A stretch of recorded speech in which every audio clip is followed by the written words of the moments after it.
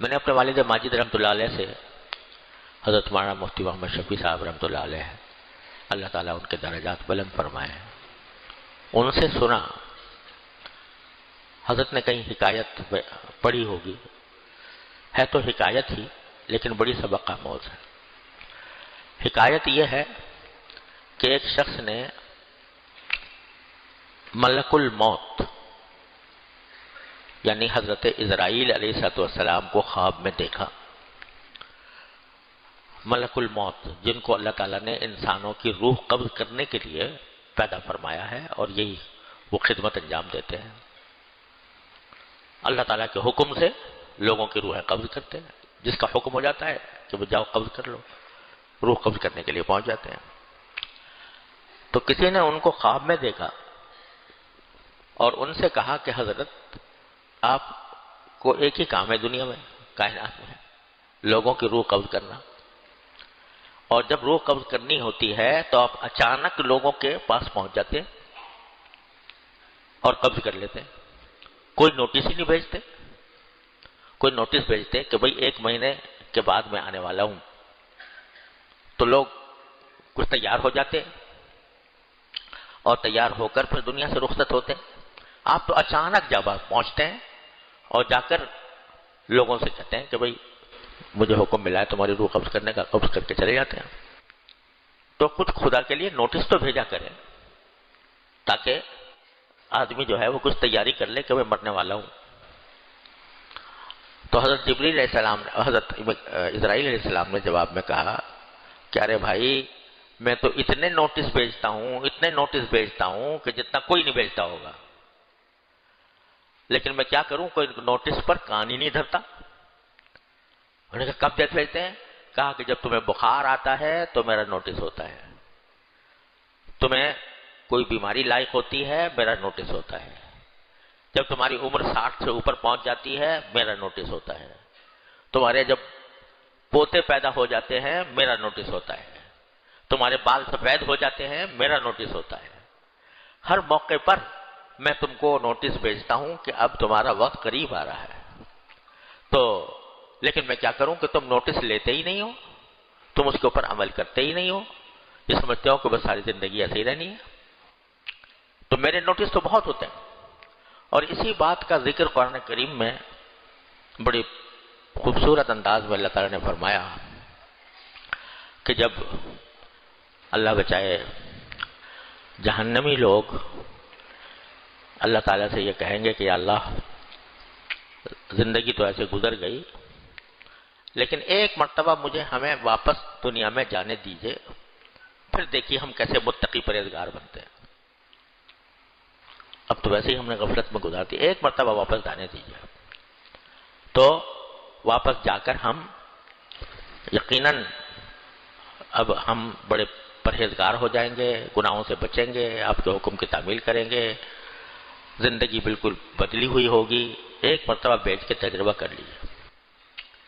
تو قرآن کریم اس کے جواب میں فرماتا ہے اولم نعمرکم ما یتذکر فیہ من تذکر، ارے بندہ خدا کیا ہم نے تمہیں اتنی عمر نہیں دی تھی، اتنی عمر کہ ما یتذکر فیہ من تذکر، جس میں کوئی اگر نصیحت حاصل کرنے والا ہوتا تو نصیحت حاصل کر لیتا۔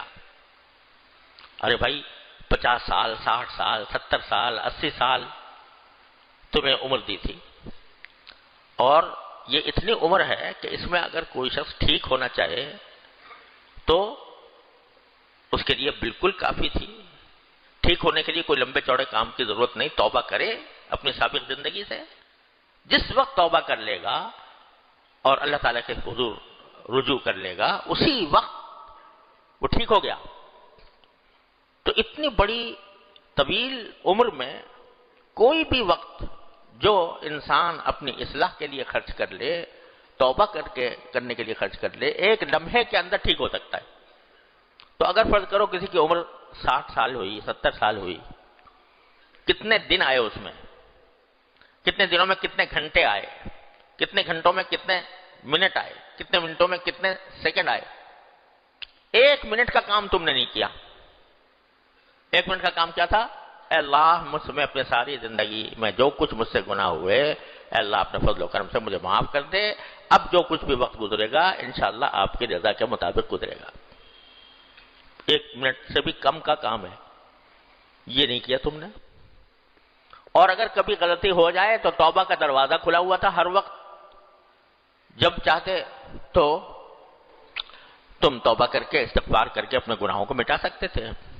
اتنی لمبی تمہیں عمر دی تھی۔ اولم نعمرکم ما یتذکر فیہ من تذکر، کیا ہم نے تمہیں اتنی عمر نہیں دی تھی جس میں نصیحت حاصل کرنے والا اگر چاہتا تو نصیحت حاصل کر لیتا؟ ایک تو یہ بات، اتنی لمبی عمر دی تھی۔ دوسرے کیا، وجاءکم النذیر، اور اس عمر میں بھی تمہارے پاس آگاہ کرنے والے، خبردار کرنے والے، ڈرانے والے آتے رہے۔ یعنی یہ بھی نہیں کہ تمہیں خالی چھوڑ دیا گیا ہو، تمہیں ڈرانے والے آتے رہے، تمہیں آگاہ کرنے والے آتے رہے۔ سب سے بڑے آگاہ کرنے والے کون؟ حضرات انبیاء کرام علیہم الصلوۃ والسلام۔ تو وہ ڈراتے تھے، بتاتے تھے کہ بھائی غفلت میں زندگی نہ گزارو، اللہ تعالیٰ کی احکام کی اطاعت کرو، وہ آتے تھے۔ انبیاء کرام کے بعد اللہ تعالیٰ نے انبیاء کرام کے وارثین بھیجے، صحابہ کرام، ساری زندگی ان کی اس کام میں صرف ہوئی، تابعین، تبع تابعین، پھر ان کے بھی وارث علماء کرام، اولیاء اعظام، بزرگ، داعی، مصلح، کوئی زمانہ ان سے خالی نہیں رہا، جو پکارتے رہے، دعوت دیتے رہے کہ اپنی زندگی کے لمحات کو غنیمت سمجھو اور غنیمت سمجھ کر اس کا ایک ایک لمحہ اپنے اللہ تعالیٰ کی رضا میں خرچ کرنے کی کوشش کرو۔ یہ سب آتے رہے، لمبی عمر ملی اور تمہیں آگاہ کرنے والے بھی آتے رہے۔ اس کے بعد پھر اب تمہارے پاس کیا حجت باقی ہے؟ ساری حجت ہم نے تمام کر دی۔ اور یہ جو فرمایا کہ ڈرانے والے آتے رہے، اس کے ایک معنی تو یہ ہے جو میں نے ابھی عرض کی ہے، انبیاء کرام آئے، انبیاء کرام کے وارثین آئے، اللہ والے آئے، دین کے داعی آئے، اور وہ ڈراتے رہے، آگاہ کرتے رہے۔ اس کی اور تفسیر بھی ہے۔ بعض حضرات مفسرین نے فرمایا کہ جو نذیر فرمایا کہ اللہ تعالیٰ نے تمہارے پاس بھیجا تھا ڈرانے والا، تو ڈرانے والے سے کیا مراد ہے؟ تو بعض حضرات مفسرین نے فرمایا کہ سفید بال، جب آدمی کے سر میں، داڑھی میں سفید بال آ جائے تو یہ سفید بال کیا ہے؟ یہ ڈرانے والا ہے کہ تمہارا وقت قریب آنے والا ہے۔ اور دوسرا ڈرانے والا کیا ہے؟ کہتے ہیں کہ پوتا، جب کسی کا پوتا پیدا ہو جائے تو یہ پوتا بھی ڈرانے والا ہے۔ کیا ڈرانے والا ہے؟ کہ اب یہ پوتا زبان حال سے کہہ رہا ہے کہ بڑے میاں تمہارا وقت ختم ہوا، اب ہم آنے والے ہیں، ہمارے لیے جگہ خالی کرو۔ تو پوتا اگر آ جائے کسی کا، وہ بھی ڈرانے والا ہے کہ وقت قریب آ رہا ہے۔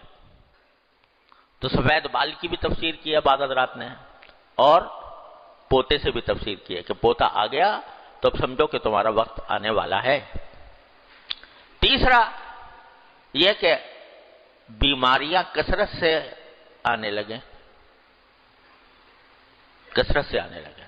آج بخار ہے، کل نزلہ ہے، کل کھانسی ہے، کل نمونیا ہو گیا، کبھی پاؤں کے گھٹنے خراب ہو گئے، کبھی آدمی جو ہے چلنے پھرنے سے معذور ہو گیا۔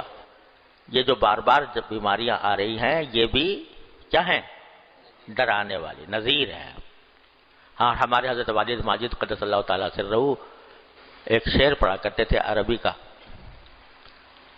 واقعی ہے بڑا عبرت والا، کہ اذا الرجال ولدت اولادها، اذا الرجال ولدت اولادها وجعلت اسقامها تعتادها تلك الزرع قد دنا حصادها۔ کیا معنی؟ کہ جب کسی آدمی کے اولاد کی اولاد پیدا ہو جائے، یعنی پوتا پوتی، نواسا نواسی، جب اذا الرجال ولدت اولادها، جب آدمیوں کے اولاد پیدا ہو جائے، وجعلت اسقامها تعتادها، اور بیماریاں اس کی عادت بن جائیں، آج فلاں بیماری، کل فلاں بیماری. تو تلک الزروع قد دنا حصادها، اس کا مطلب یہ ہے کہ یہ ایسی کھیتی ہے جس کی کٹائی کا وقت قریب آ گیا. یہ ایسی کھیتی ہے کہ جس کی کٹائی کا وقت قریب آ گیا. تو وہ جو حضرت اسرائیل علیہ السلام نے خواب میں فرمایا کہ میرے تو اتنے نوٹس ہوتے ہیں جو تمہارے پاس بھیجتا ہوں. تو جعلت اسقامها تعتادها، جب بیماریاں ایک کے بعد دوسری آنے لگیں، اور عام طور سے جب بڑھاپا آتا ہے تو بڑھاپے کے اندر ایسا ہوتا ہے. ہمارے حضرت والا حضرت حکیم الامت قدس اللہ تعالیٰ سرہ کے ایک خلیفہ تھے حضرت مولانا عبد الباری ندوی صاحب رحمۃ اللہ علیہ. بڑے ماشاءاللہ فلسفے کے امام تھے، اور حضرت تھانوی رحمۃ اللہ علیہ کی خدمت میں آنے کے بعد اللہ تعالیٰ نے زندگی میں انقلاب برپا کیا. پھر حضرت کے اوپر کتابیں بہت لکھیں، اللہ تعالیٰ ان کے درجات بلند فرمائے. ایک مرتبہ وہ ہمارے گھر میں تشریف لائے ہوئے تھے، اور ہمارے گھر میں قیام تھا. حضرت والی صاحب رحمۃ اللہ علیہ سے دوستی تھی تو گھر میں قیام تھا. تو ہم ویسے ہی بچے تھے، تو میں نے جا کر عرض کیا کہ حضرت کیسے مزاج، طبیعت کیسی ہے؟ تو انہوں نے جواب میں ایک لفظ کہا، بھائی طبیعت بڈھی ہے، طبیعت بڈھی ہے. اس ایک لفظ میں انہوں نے ساری باتیں کہہ دی کہ بڈھی ہے، مطلب یہ کہ بھائی جب بڑھاپا ہے تو بڑھاپے کے ساتھ تو کچھ نہ کچھ لگا ہی رہتا ہے.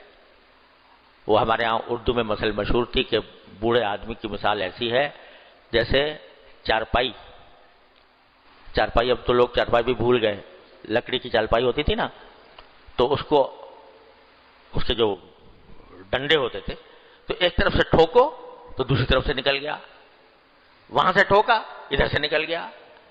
تو وہ کہتے تھے بوڑھا آدمی جو ہے وہ اس چارپائی کی طرح ہے کہ ایک طرف سے ٹھوکا جائے تو دوسری طرف سے نکل جاتا ہے. ایک طبی معاملہ ٹھیک ہوتا ہے تو دوسرا شروع ہو جاتا ہے. یہ سب کیا ہے؟ یہ سب نذیر ہے. یہ سب بتانے والا ہے کہ اب تمہارا دنیا سے جانے کا وقت قریب آ رہا ہے، تیار ہو جاؤ اور اس کی تیاری